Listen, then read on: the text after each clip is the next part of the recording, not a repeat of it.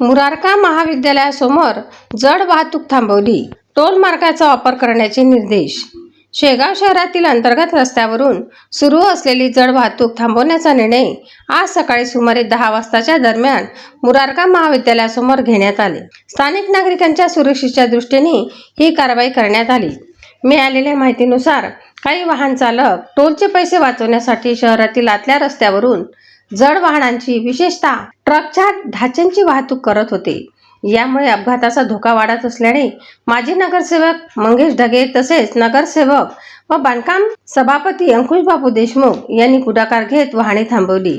यावेळी त्यांनी मागील वर्षी काँग्रेस पक्षाचे शहराध्यक्ष दीपक सलामपुरिया यांच्या अपघाती निधनाची आठवण करून देत असा जड वाहतुकीमुळे होणाऱ्या धोक्यांकडे लक्ष वेधले. संबंधित वाहनांना तात्काळ परत पाठवून टोल मार्गाचा वापर करण्याचे स्पष्ट निर्देश देण्यात आले.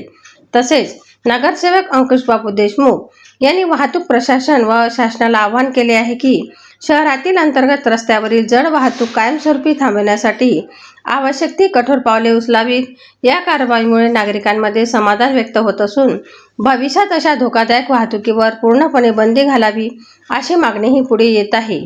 युवा क्रांती न्यूजसाठी डी ललित, शेगाव.